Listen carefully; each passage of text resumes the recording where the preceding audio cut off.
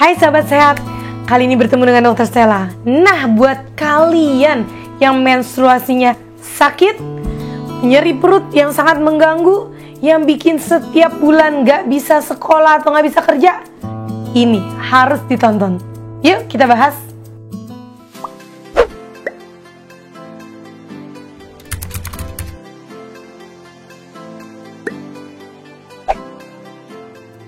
Kali ini kita akan membahas dysmenor. Apa sih dysmenor itu?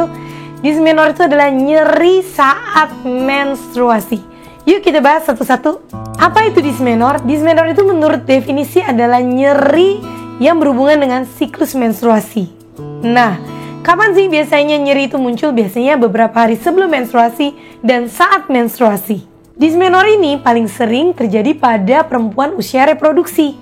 Tapi tidak jarang, pada remaja yang baru memiliki siklus menstruasi juga bisa terjadi nyeri menstruasi dysmenor ini. Nah, setengah dari perempuan akan mengalami nyeri menstruasi, tapi level nyerinya berbeda-beda. Ada yang merasa kram-kram sedikit, ada yang sampai guling-gulingan sakit perutnya, sampai tidak bisa beraktivitas. Nah, kita bahas selanjutnya itu berapa jenis sih ada dysmenor ini. Jenis dysmenor ada dua, yaitu dysmenor primer dan dysmenor sekunder. Apa itu? Dysmenor primer adalah nyeri yang dirasakan saat siklus menstruasi tanpa disertai oleh kelainan lainnya. Jadi biasanya disebabkan oleh pengeluaran zat yang disebut sebagai prostaglandin.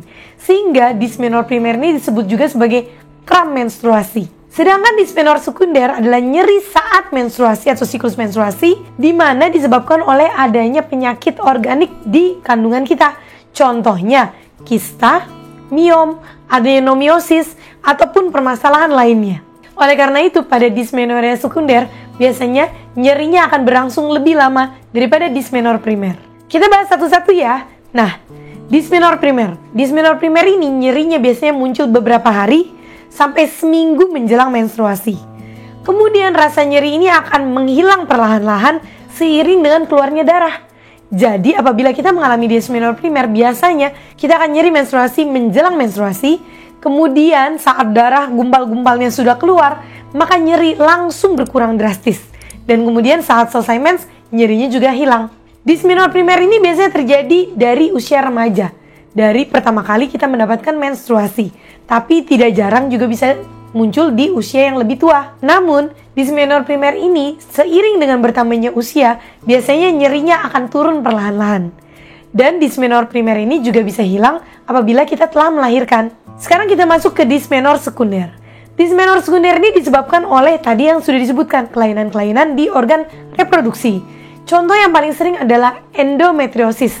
Bisa berupa kista, bisa berupa bercak endometriosis. Ini akan memberikan rasa nyeri yang luar biasa. Bisa disebabkan juga dengan adenomiosis ataupun miom. Nah, biasanya gejala yang paling khas, dia nyerinya dimulai sebelum menstruasi, jadi beberapa hari sebelum menstruasi. Dan saat menstruasi nyerinya tidak berkurang, bahkan setelah selesai menstruasi nyerinya masih berlangsung terus. Bahkan tidak jarang pada pasien mengatakan bahwa nyerinya tidak hilang sama sekali walaupun menstruasi sudah selesai. Dan memberat saat menstruasi datang. Nah, bagaimana sih kita bisa mendeteksi atau mendiagnosis dysmenor ini? Dysmenor ini bisa kita lakukan pemeriksaan melalui 3 cara. Yang satu adalah pemeriksaan fisik. Biasanya diperiksa oleh dokter kandungan, dia akan menekan perut bagian bawah dan kemudian menanyakan nyeri atau tidak. Pada perempuan yang sudah menikah bisa juga diperiksa melalui panggulnya, jadi melalui vagina.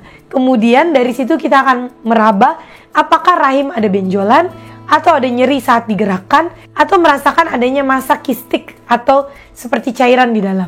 Nah, apabila ada seperti itu, maka kemudian bisa juga langsung dikonfirmasi dengan ultrasound. Dengan melakukan ultrasound atau USG, kita bisa mendeteksi adanya miom, kista endometriosis, ataupun adenomiosis.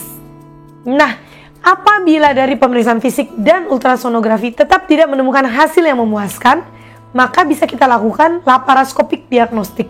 Ini sudah masuk ke ranah operasi, di mana kita akan memasukkan kamera ke dalam perut untuk melihat kondisi organ reproduksi kita. Sekarang kita akan masuk bagaimana cara mengatasi dysmenor. Nah, nomor 1 tentunya merubah pola hidup. Biasa dysmenor primer disebabkan oleh pola hidup, contohnya kurang istirahat, kurang olahraga, ataupun pola makan yang tidak teratur. Nah, Oleh karena itu disarankan untuk olahraga teratur, tidur yang cukup 6-8 jam sehari, dan makan makanan yang sehat dan bergizi. Hindari makan makanan yang mengandung lemak tinggi atau fast food.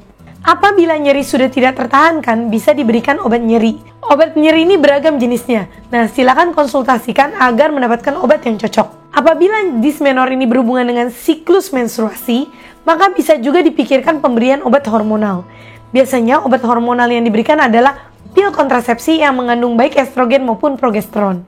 Nah, kita sebut sebagai pil kontrasepsi kombinasi. Dengan mengonsumsi pil KB kombinasi ini, kita dapat mengurangi rasa nyeri sampai dengan 80%. Apabila pengobatan dengan anti nyeri tidak berhasil, obat-obat hormonal juga tidak berhasil, maka perlu dipikirkan tindakan operatif. Biasanya tindakan operatif ini akan dipertimbangkan pada kasus-kasus dysmenorrhea sekunder, di mana kita bisa melihat di situ ada miom, ada kista, atau ada adenomiosis. Nah, pilihan ini harus dikonsultasikan juga dengan dokter kandungannya. Pada beberapa kasus yang berat, misalnya sudah ada kista, ada miom juga, ada adenomiosis juga, kadang-kadang pilihan terapi tidak hanya satu, tapi merupakan beberapa gabungan. Jadi biasanya bisa kita lakukan operasi, kemudian dilanjutkan dengan terapi hormonal. Nah, demikianlah pembahasan tentang dysmenorrhea. Dysmenorrhea kalian itu tipe yang mana? Apakah primer ataukah sekunder? Jangan lupa untuk mendiagnosa dysmenorrhea harus dilakukan pemeriksaan fisik dan ultrasound. Sampai ketemu. Dah.